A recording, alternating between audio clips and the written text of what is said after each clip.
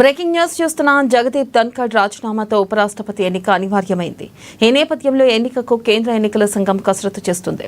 అందులో భాగంగా ఎన్నికలకు సంబంధించిన ఎలక్టరల్ కాలేజీని ఖరారు చేసినట్లు సిఈసి ప్రకటించింది. ఈ మేరకు గురువారం సిఈసి ట్వీట్ చేసింది. రాజ్యాంగ నియమ నిబంధనల ప్రకారం లోక్సభ సభ్యులతో పాటు రాజ్యసభకు ఎన్నికైన సభ్యులు ప్లస్ నామినేటెడ్ సభ్యులు ఇక ఈ ఎలక్టరల్ కాలేజ్లో సభ్యులుగా ఉంటారని వివరించింది.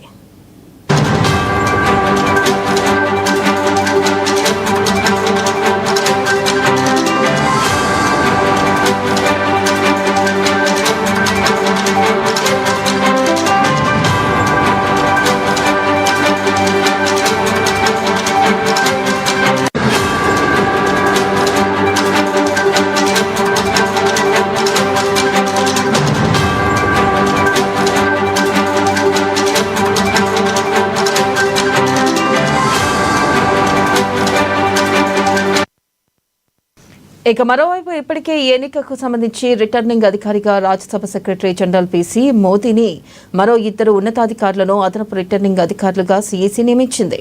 ఇక ఉపరాష్ట్రపతి 2025 ఎన్నిక కోసం సంబంధించి ఎలక్టరల్ కాలేజ్ని సిద్ధం చేసినట్లుగా పేర్కొంది.